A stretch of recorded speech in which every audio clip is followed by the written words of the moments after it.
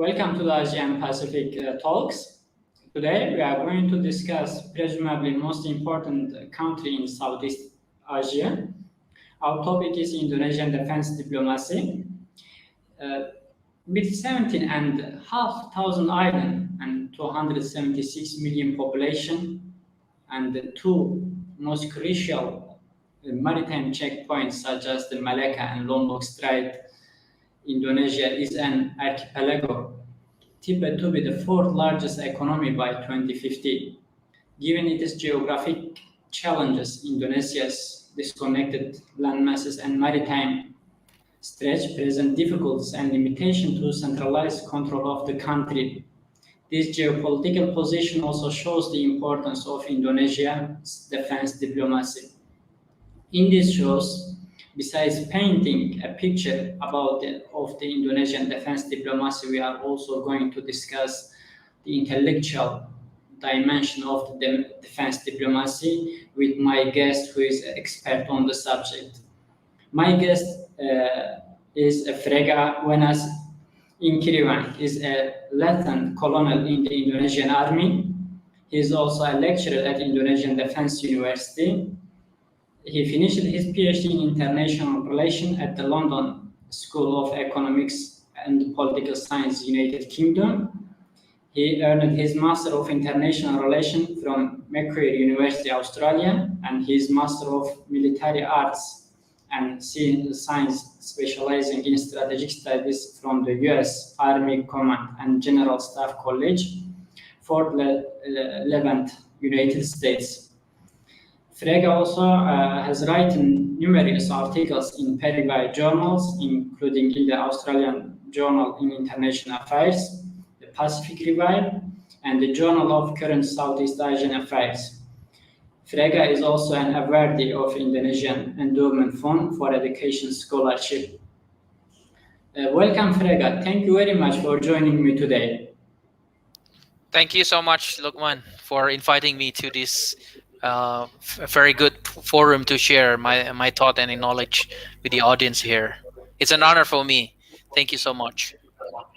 Thank you for also finding time to meet with me in your very busy schedule. Before I jump to the Indonesian defense diplomacy, first I would like to start with the question, dear Frega. What is the defense diplomacy?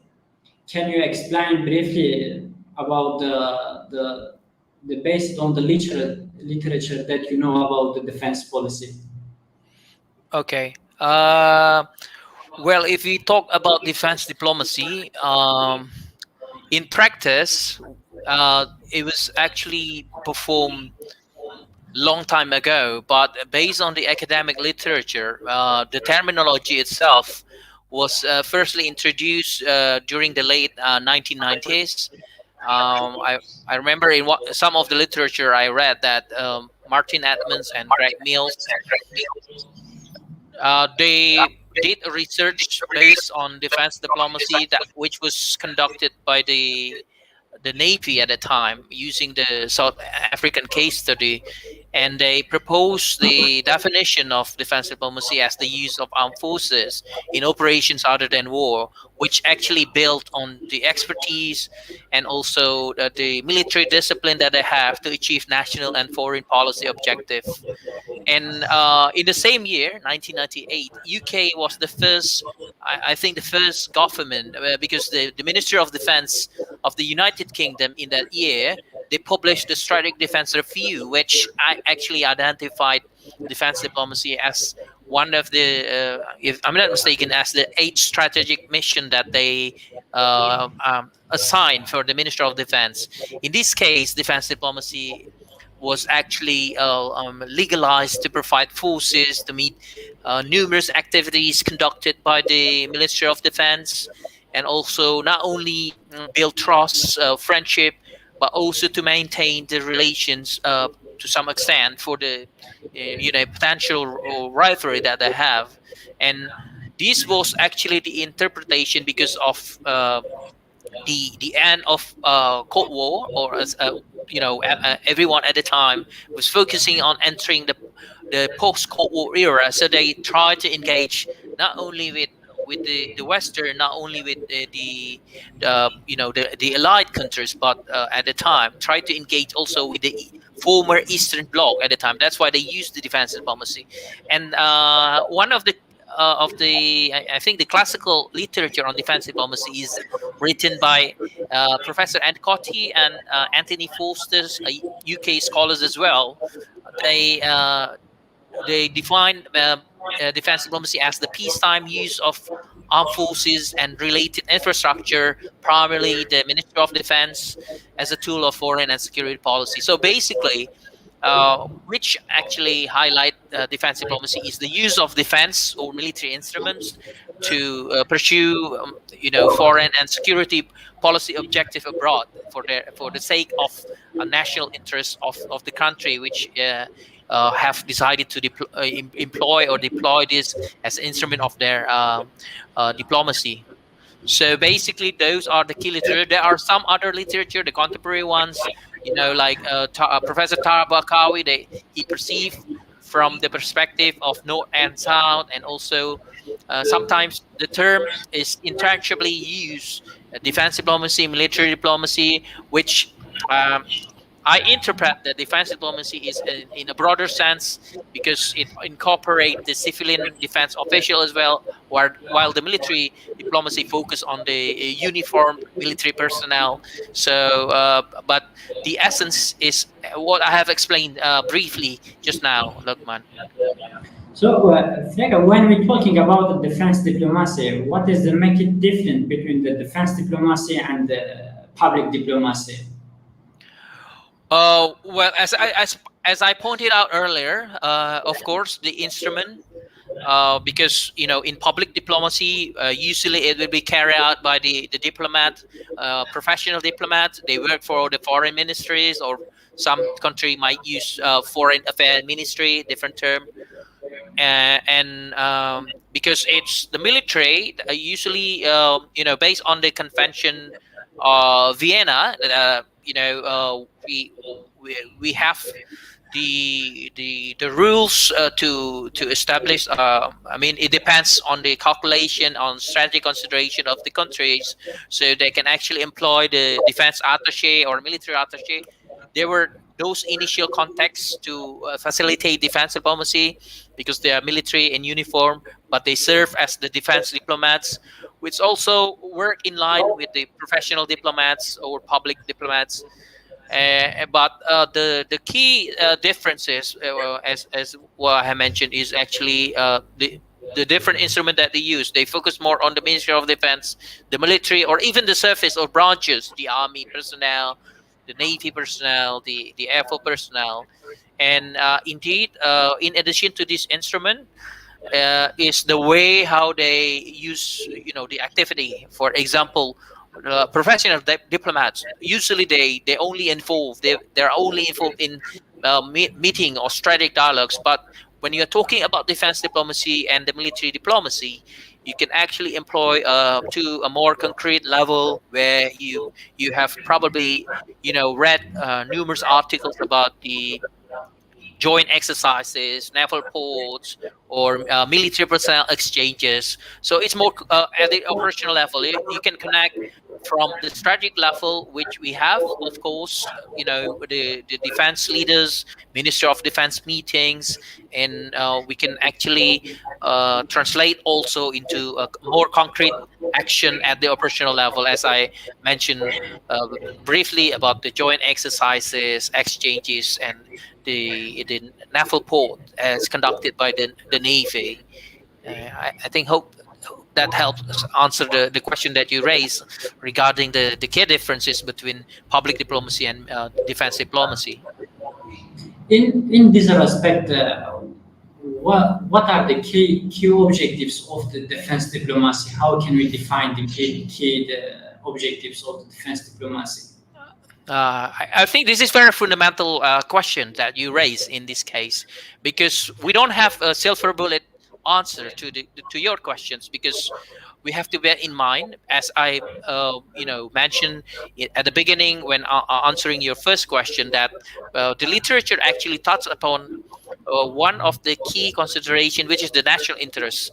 So different country might have employed or might plan to employ different various defense diplomacy activities, and they might also have different defense diplomacy objective. But mostly country will consider in doing defense diplomacy initially based on the UK perspective at the time, to establish a military contact, a direct military contact. And this is very critical and essential to help build understanding between militaries. And of course, in national literature was actually published or produced in the post-Cold War era. So it was actually employed to bridge the communication, the connection, contact between the Western Bloc and the former Eastern Bloc. But over time, it evolved, and also it connect the North and South, and also South and South, North and North. So connects not only the country which have been performed under public diplomacy, but also the militaries, because most countries they might have the military or the defense ministry, which is one of the key pillars in having a foreign relations with strategic partners. And this can be done through human dimensions, the strategic dialogues, be it the joint exercises, personal exchanges, so that there are personal contacts there. And the second thing is because it's related with the democratic transition. It's initially it was perceived from the Western point of view, where they actually tried to use defense diplomacy to introduce the democratic principles. So under the civil military relations, civil supremacy. So it was actually one of the way to promote this domestic transition, especially, for example, like some countries with the military regimes. So when they connect through defense diplomacy, this can be used to bridge and also transform the values. And of course, this is related with defense management as well, and accountability, which is some of the essential point when we are talking about security sector reforms. And another critical point is actually to facilitate interoperability, because through the exercises, militaries participating military personnel, they learn about other military doctrines, and also they know about military equipment, which to some extent can broaden their perspective and knowledge, and they can exchange also. And in the case, perhaps even though we train or we interact with the major powers like the US or the Chinese or the Russian militaries, which small or middle-sized countries can still offer contribution. For example, like the case, some countries in Southeast Asia, perhaps Philippines, Indonesia, or even Malaysia, we can offer the experience that we have for the jungle warfare, because we are extended in the tropical area. We have bushes that we can actually offer perhaps to our friend in UK or Europe, where they don't have tropical area because they are located in the northern part of the globe, which they can't find the same perhaps like a jungle warfare training area that we have. And another critical point is actually to support the hard security objective, which is the non-proliferation and arms controls. But over time, some other scholars they try to develop more enhanced understanding on how actually countries try to set up designate the objective for the practice of defense diplomacy. And this was identified in several ways. For example, try to create sustainable cooperative relations. For example, like in Southeast Asia region, we have bilateral, not only bilateral dialogues, but also bilateral exercise. Indonesia, Malaysia, Singapore, Malaysia, Brunei, Philippines, Thailand, and some other countries. Oh, and also with our strategic partners across, out of the region, which also have been conducted annually or within certain period of time. and indeed it can help to facilitate conflict preventions, because we try to build trust. It means we can create trust between these defense or military leaders and personnel, because I pointed out earlier that it's not only at a strategic level, but it went down to the operational level. It's more concrete. And of course, transparency is also another key issues. Build and reinforce perception of common interests. This is very critical, as we have witnessed in Southeast Asia, the ADMM plus ADMM. So we try to connect the defense minister from the region and also with our strategic dialogue partners, so they sit in the same venue or the same forum. They interact and they try to identify the common interest, which actually help us to see the issue, especially the threats and challenges that we face. And from that point, it helps to build more trust that we can, perhaps level up to a more concrete level, be it conducting large scale exercises like what we have in 2013, counterterrorism exercise under ADMM plus, and some others actions on the ground. And of course, change the mindsets of our defense and military partners. Of course, if it could be, for example, that we have in the past the international, perhaps negative reputation because of past practices. So we can change the mindset of our partners through defense diplomacy activities that to ensure that perhaps we have undergone the internal reform, that we have developed our capacity and capability. So it convinced that we are the right partners, or there are some progresses that we have undergone. And indeed, the cooperations is another key issues as one of the key objective if we try to designate our defense diplomacy. I think those are the common objective countries might employ. And again, it may vary between countries because, different region or each country might have different consideration of national interests and different dynamics. For example, in Southeast Asia, the dynamics is different compared to perhaps in the Baltic or the Arctic region. So so there's no universal key objective that countries might have the same one. If the case, for example, even like Southeast Asia, still Singapore, Malaysia, Thailand, Philippines, even Indonesia and some other ASEAN countries, they still might have different elements of their key objective in practicing defense diplomacy. Hope that answered the question, Lokman. Yes, it is a very broad answer, really. I would like to, in this aspect, I would like to ask a question about the activities. What are the key activities of the defense diplomacy?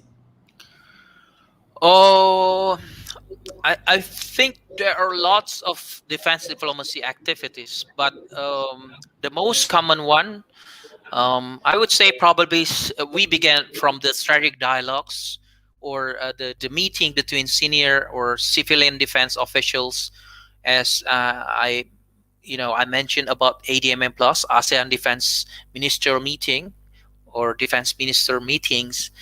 I think this is very key and crucial, especially for the Southeast Asian nations and also its dialogue partners, because every time the defense minister, they will engage, they will meet up each other, and also they also have the sub forum that they have for the Secretary General of the Defense Ministry. And at the same time, ASEAN has also developed this similar forum for the Chief of Defense Forces. They call it as the ASEAN Chief of Defense Forces. Initially, as it was informal, but they formalized in 2019, if I'm not mistaken. So it's now called just the ASEAN Chief of Defense Forces meeting, SCDFM. It was originally established in 2001, post the 9/11, if I'm not mistaken, and it was called the ASEAN Chief of Defense get together, and also at the Chief of Services, of Chief of Branches, like Chief of Army, Navy, and Air Force. They also have similar forum that they they call it ASEAN multilateral army chief meeting, ASEAN naval chief interactions, and also ASEAN air chief conference. So they have different terms, but basically it's about the same concept, where they try to connect this defense and military leaders at the strategic level, even though it's a bit different, because ADMM plus, they also invite countries out of the region which have become the strategic dialogue partners for years, like the US, Russia, China, Japan, India, South Korea, Australia, New Zealand. But for the ACDFM, or the meeting for the chief of services, they only focus on ASEAN, the 10 countries. And there's a connection between this forum from ICDFM and the ADMM plus, or ADMM, because all the discussion that they formalize, or they finalize, they will report it to the ADMM and ADMM plus. And another key activities is, of course, this is very traditional way of conducting defense diplomacy, is actually the employment of defense attaché or military attaché to our foreign partner countries. And it might also vary.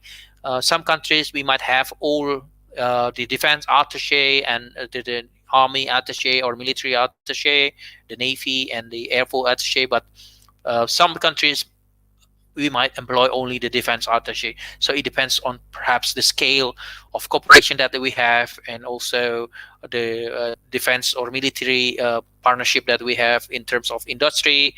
Let's say if cooperation in producing the submarines, it might perhaps require a naval attaché, or perhaps if we establish joint production of aircraft, it means that we need our air force attaché as well. But every country might have different policy on employing their defense attaché or military attaché.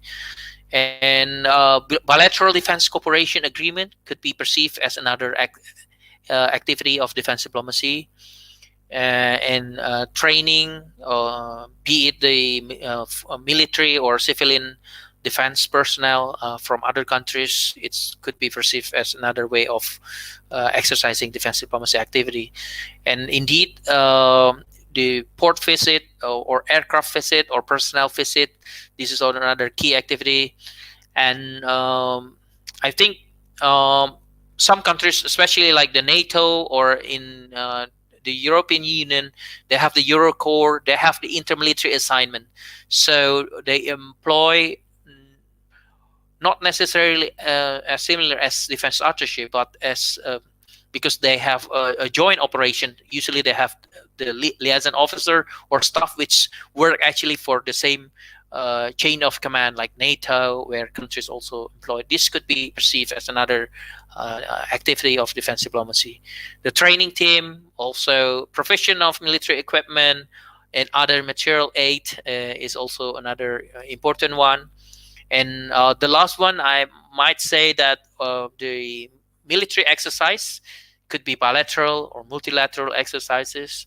This is also very fundamental to facilitate defense diplomacy. So I think this is a concrete form of formalizing defense diplomacy, and therefore it serves as another important defense diplomacy activities. Yeah. I'm going to ask a question about your PhD thesis entitled "The Interplay Between the Grand Strategy and Defense Diplomacy, Examining Indonesia's Post-New Order Period," which is examining, I think, Okay. Indonesia's defense diplomacy. Can you tell me, please, what kind of key finds did you find? What's your key finding? Okay, thank you, Lokman. Let me think. Hopefully, I don't forget what I wrote because the FIFA was actually conducted last year in December. But as far as I remember, what I did in my research, because the topic was about the interplay between grand strategy and defense diplomacy, and I tried to use Indonesia's case study, and I tried to examine the post-new order period, because as I pointed out, that most of the literature they cover after the end of the Cold War, where it becomes more critical for countries to exercise defense diplomacy, and there also introduction of the terminology that I have. The key findings, the first one, because I try to observe the cause of rise and increase of defense diplomacy in the post-New Order period, from post-New Order period, from the Habibie administration, Abdurrahman Wahid, President Abdurrahman Wahid, President Megawati, President Yudhoyono, and up to the recent one, to the first presidential term, President Widodo, up to 2019. So the first key finding is actually the rise and increase of defense diplomacy is driven by three key factors. First, of course, because in the Southeast Asia region, also Indonesia found that great powers rivalry and security challenges related to this rivalry is very fundamental, and it has driven Indonesia to enhance and increase the defense diplomacy activities in the past, I think, 2 decades in the post-New Order period.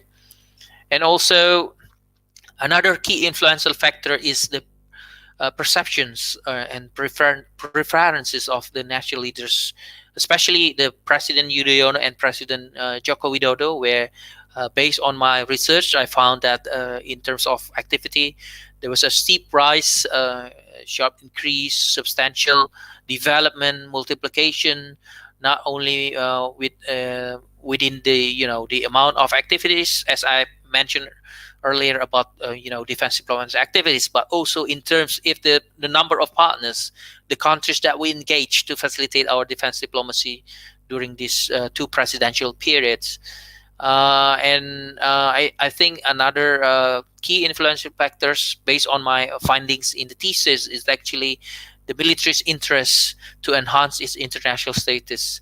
So even though President Yudhoyono and President Widodo, they envision to enhance Indonesia's foreign relations or the global roles, but also it's supported by the military and the defense ministry, which to some extent also help the rise of defense diplomacy activities.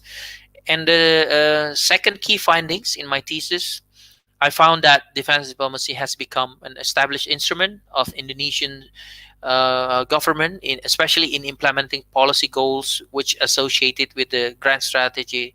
So this related with the previous point on the perception and preferences of national leaders, which the strategic vision by the president actually also is related to defense diplomacy, because when we are talking about grand strategy, it has key pillars, which is diplomacy, information, military, and economy. And there are 2 actually key pillars related to defense diplomacy, which is diplomacy itself and the military as another second key pillar. And the third findings is actually defense diplomacy has proven to be more effective if we compare with the ordinary diplomacy, and to some extent it has actually posed a limited scale of institutional rivalry, but it has remained limited. So those are the 3 key findings that I found when I did my research, the PhD research at the LSE. Frega, what kind of case studies did you use to help you examine the Indonesia's defense diplomacy? I think because I have a background as a not only as an academics but also practitioners. I might claim myself as a practitioner because I work as an active duty officers in the Indonesian military. So I try to supplement the existing literature. Most literature on defense diplomacy, they use the case study based on the archival document, and then perhaps the interview with a very limited number of officials. So I offer to use case study based on what we have from strategic level until the operational level, which is the strategic dialogues, is the first case study, and then the second one is the joint exercises, and the third case study, intermilitary assignment. So I use these three case studies, and I think the intermilitary assignments in this examination and observation is a bit different, because in the case of Indonesia as a non-bloc, as a non-aligned country, and also based on I think the foreign policy principles that we have to be free and independent and active. So well, we are not allowed to establish defense pact, even though perhaps defense cooperation might grow stronger, that might perhaps resemble defense pact, but officially we are not allowed to establish this kind of agreement with any partners, even in the region itself. So it limits us to do that things. So I use the strategic dialogues, I think, because this is very fundamental, not only connecting the defense ministers, but also the chief of defense forces, also the chief of army, chief of navy, and chief of air force. Even though in my observation I try to limit only on the defense minister and chief of defense forces, because the time to conduct my research is very limited. I think 4 years I have to limit the case study that I intend to explore. And about joint exercises, I focus on 3 different exercises, which is the exercise with the U.S. military, Garuda Shield, which is one of the largest that we have with partners countries, and also with one of the most important player in the region, the United States. And another one is the bilateral exercise with the Chinese, the People Liberation Army, the PLA, Chinese military. It's called Sharp Knife. It's a counterterrorism exercise between our military and the Chinese military. And the third one is a bit different from the previous 2 one. It's a multilateral exercise. We call it Multilateral Naval Exercise Komodo, which is initiated and hosted by Indonesia, and it involved at the beginning 18 ASEAN and also the dialogue partners, and also it involved greater participants to 35 and 36. Unfortunately, due to the pandemic, it was suspended. It was supposed to be organized last year, and I haven't heard about the plan to conduct the 4th one, but hopefully they can also sustain this one. And I try to examine these 3 case studies in 3 different period under the post-New Order period. I call it transition period, which is President Habibie, President Abdurrahman Wahid, and also President Megawati, because that did not finish a full term, 5 years term. That's why I group in a transition period. I name it as transition period. And the second period is actually SBY. He served for 2 presidential terms. And for our President Widodo, I only observed for the first presidential term until 2019. And I observe how these 3 case studies, strategic dialogues, joint exercises, and the intermilitary assignments, in this case, I use peacekeeping, because I mentioned earlier that we are not allowed to form a defense pact, so it will be impossible for us to conduct intermilitary assignment with allied countries. So we use this kind of practice in terms of United Nations, be it in the UN missions, or be it at the Department of Peace of Operations or UN headquarters in New York. But basically, these are the case studies which I try to employ and use to help me explore the rise of Indonesia's defense diplomacy in the post-New Order period. That's what I use in my PhD thesis, the case study, Lokman.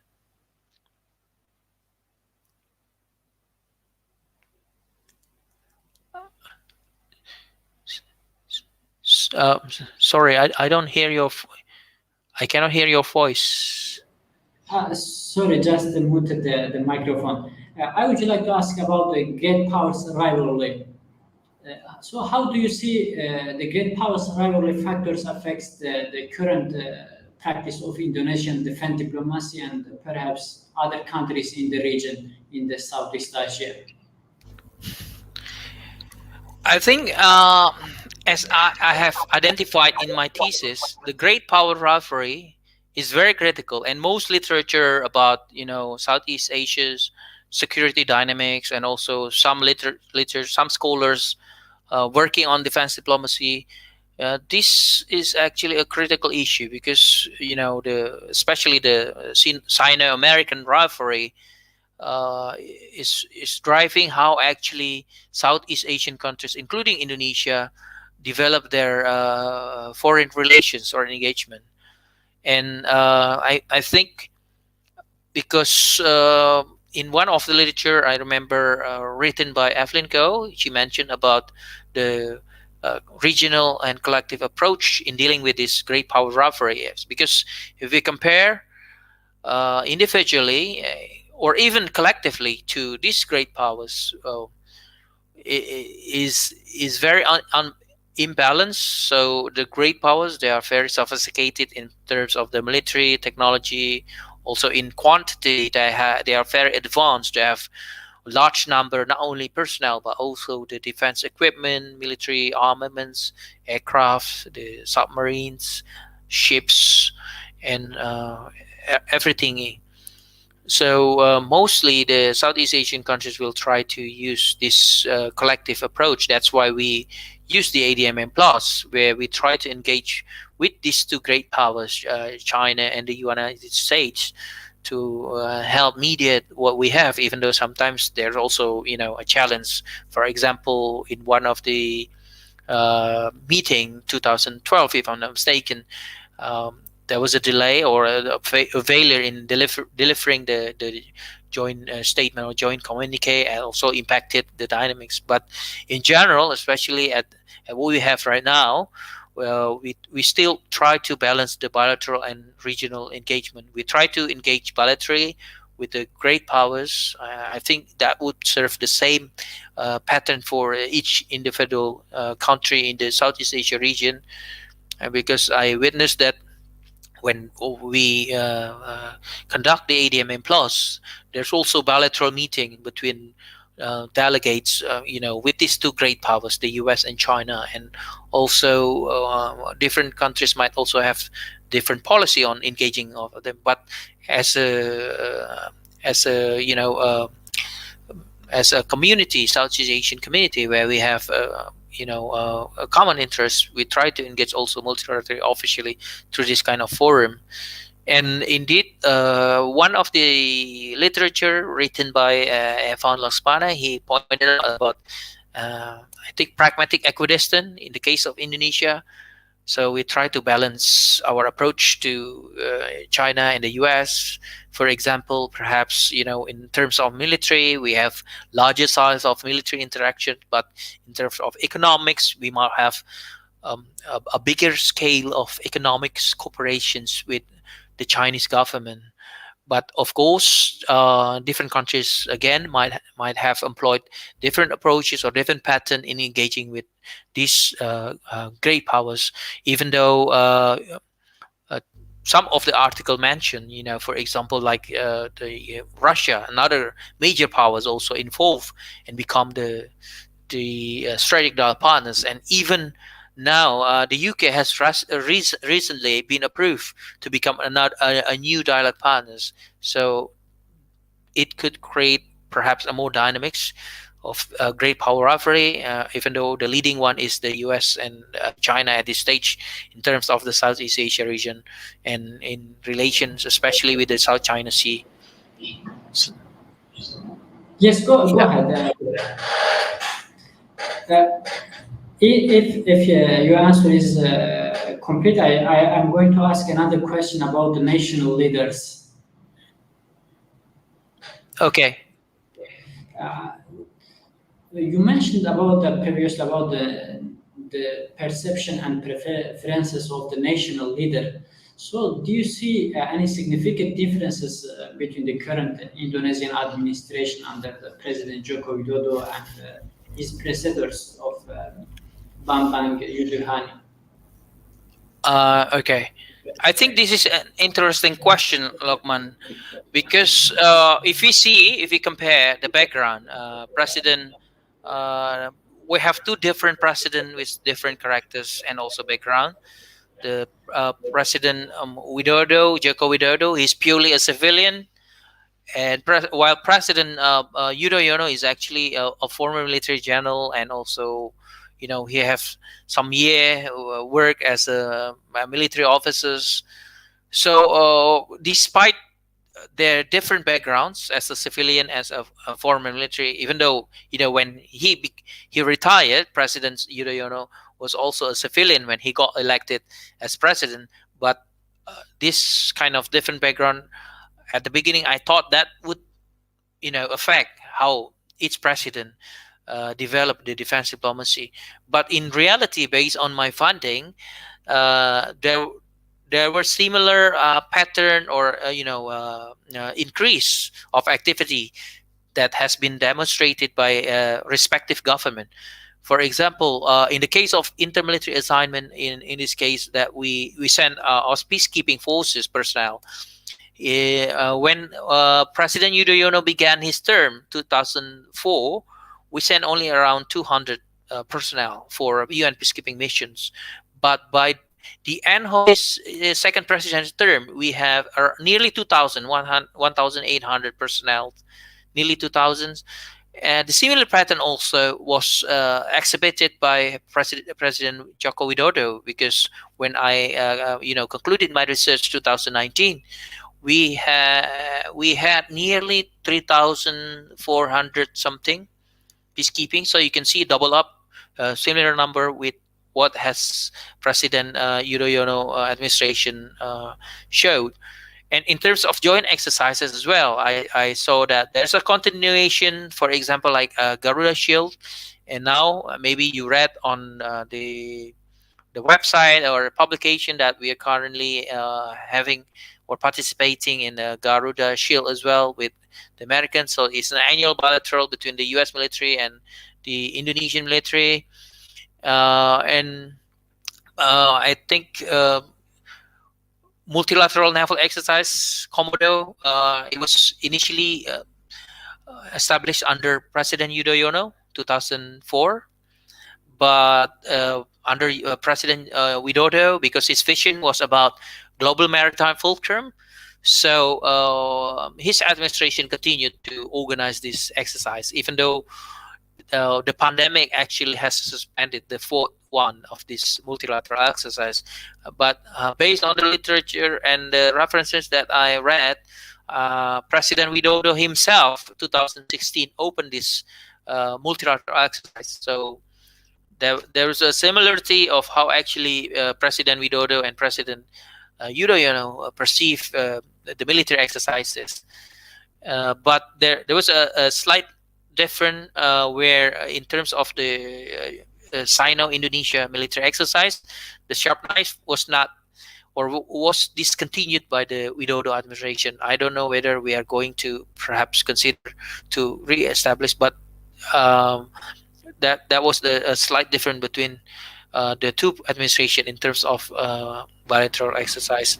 And regarding the strategic dialogues, all the strategic dialogues, be it multilateral, bilateral, they are still continued.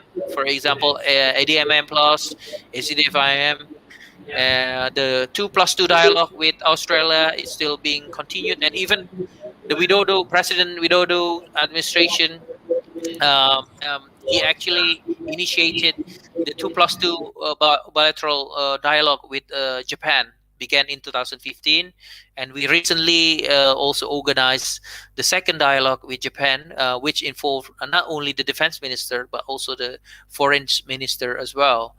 And the Widodo administration also initiated a trilateral meeting between Indonesia, Malaysia, and the Philippines, 2016, and also President Widodo himself, he welcomed all the delegation, the Minister of Foreign Affairs from the three countries, and also Chief of Defense Forces from the three countries.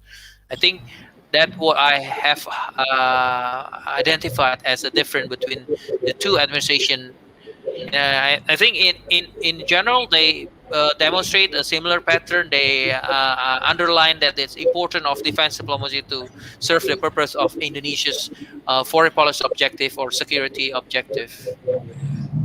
It is very interesting that you mentioned about the military's interest in enhancing its international role. Can you explain a little bit about this, please?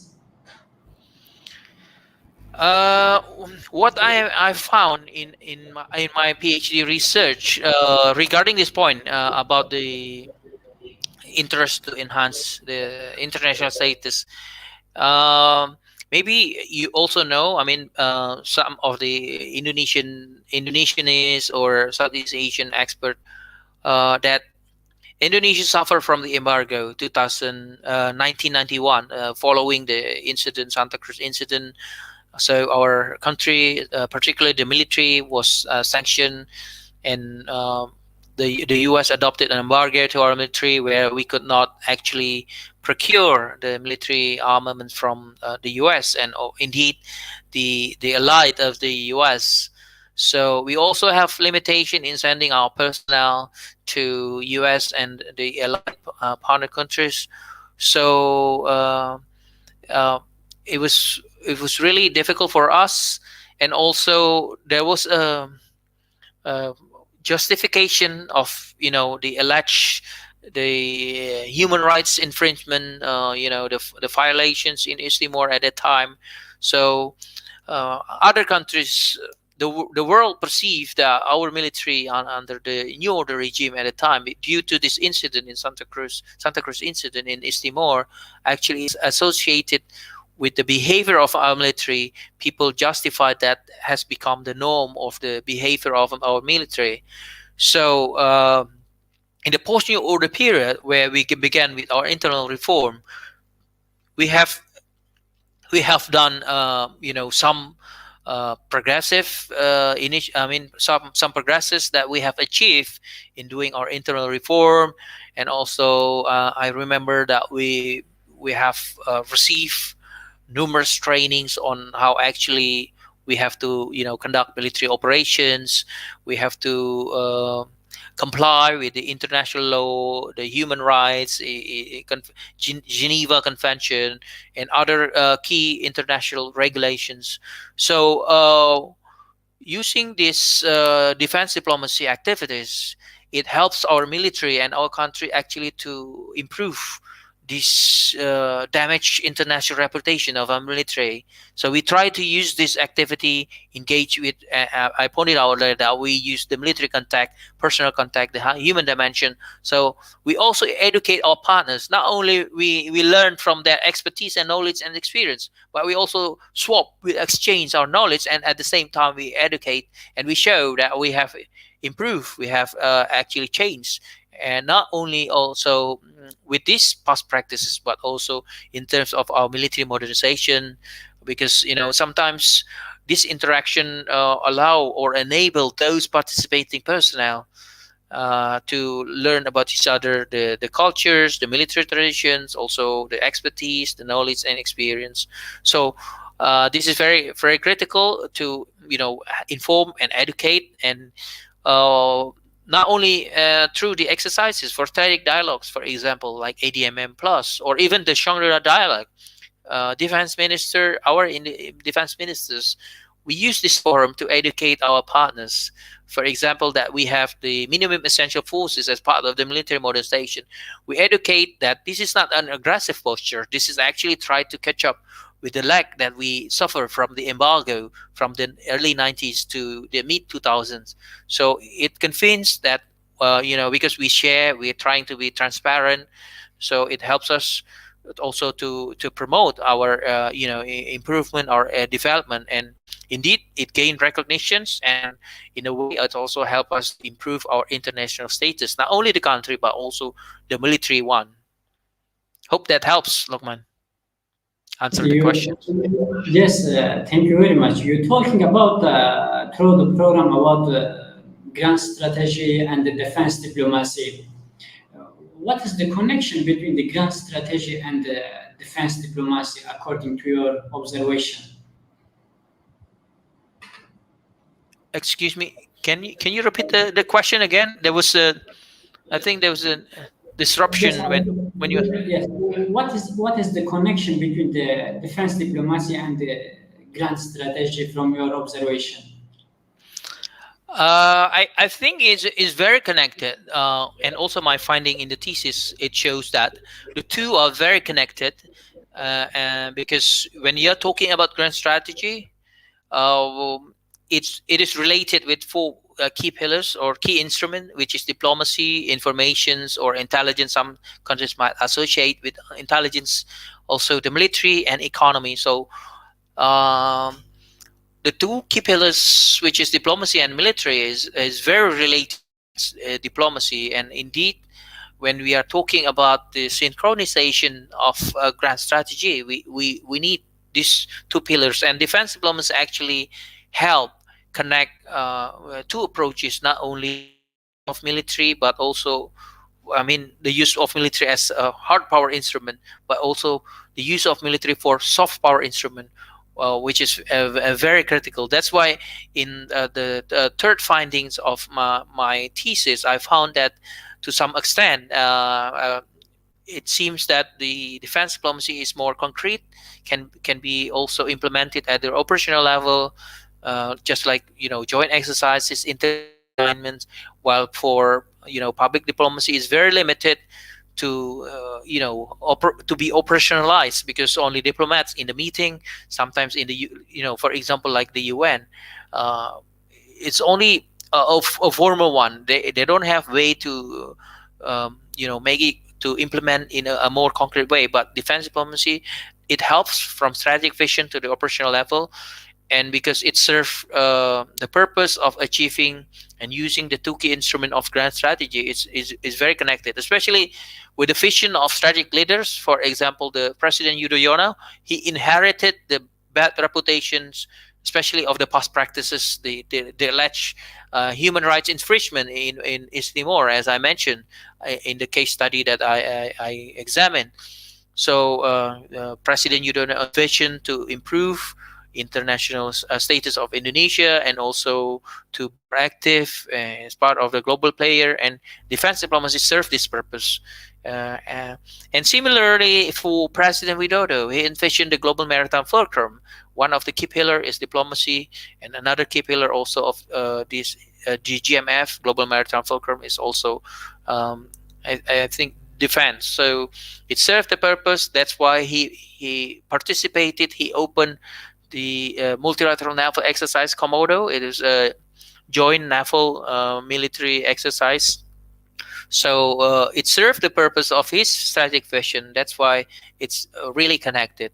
In the case of Indonesian case study, I see that, and this is very connected. And I think this would serve the similar pattern for other countries in the region as well. That's my answer to your questions. Yes, I'm going to ask you. We have time for one more question.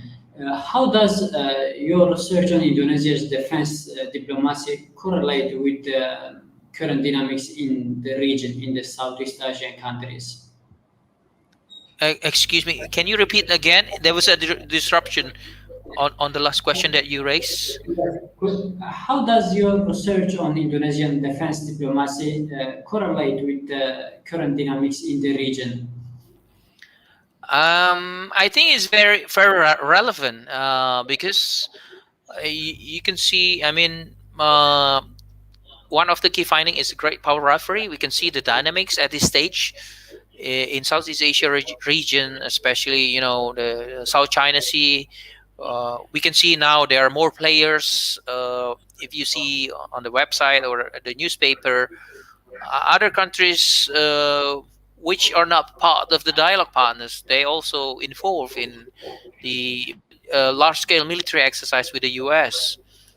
For example, like the France, and also UK recently visited the South China Sea, and also visited Singapore. Germany also employed its battleship, and on the other hand, the Chinese, it established a joint military exercise with the Russian. So there's this kind of great power rivalry, and the security challenges related to great power rivalry is very fundamental, and I think it's still very relevant for us to observe how actually not only the Southeast Asian countries, but also non-Southeast Asian countries. And also regarding the Quad, the Quad, the US, Japan, India, and Australia, now they try to involve more uh, partners. For example, last year they invited Vietnam and South Korea, and I don't know whether they might perhaps involve more countries like the UK after Brexit. Now UK has been accepted as the direct partners, but because different configuration and also the dynamics. This has created more complicated, but the bottom line is the great power rivalry, which I found is very fundamental. Is still relevant to the dynamics in the region, and also I think perception of leaders, which in a way different administration. I don't know, maybe the case of Malaysia as well.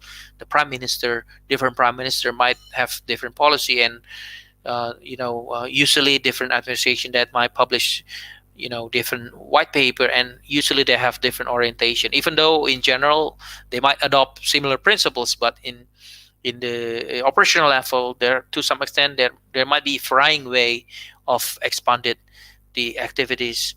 And I think now, even though there have been public diplomacy approaches demonstrated by countries in the region to engage, but still, the use of military instrument or defense instrument is still very critical. That's why we don't want to see another world war, the third world war occur. That's why we have to try to use defense diplomacy to engage with our potential rival, as Coty and Forst is actually mentioned in their writing, that it's not only to engage with the partners but also the potential rival, so we can build a sense of mutual understanding and common interest, even though I know that in reality is very difficult and challenging. But at least we have a channel or means to facilitate this way. And of course, as one of the Southeast Asian countries, be it Indonesia or Malaysia, we try to mix or balance between our bilateral approaches and multilateral approaches. As I mentioned in my previous explanation, that has become a pattern of Southeast Asian countries. Usually we try to stick together to engage with the great powers, and this supplement our bilateral approaches toward each major powers. But now the configuration has become more complicated. Briefly just now, that there are more players coming. They are from different regions. For example, like the UK, France, Germany, and now we also have Russia. I think this will create another more complexity that I think we need to observe, and perhaps I think doing further research on this dynamic, or even with the Quad, with the inclusion of South Korea and Vietnam, how actually that would affect the dynamic in the region. But those are my answers, the take on your question regarding the point. Yeah. Thank you very much, Frega. Really, you provide a great knowledge as an academician and as a practitioner, soldier. You provide great knowledge tonight, and thank you very much for joining me today. You find the time in your very busy schedule. Hope we can meet in another time about the Southeast Yeah. Asia regional complex. Yeah. The pleasure is mine, Lokman. Thank you very much. All the best, and look forward to meeting you in person someday. All the best. Thank you. Thank you very much. You are most welcome.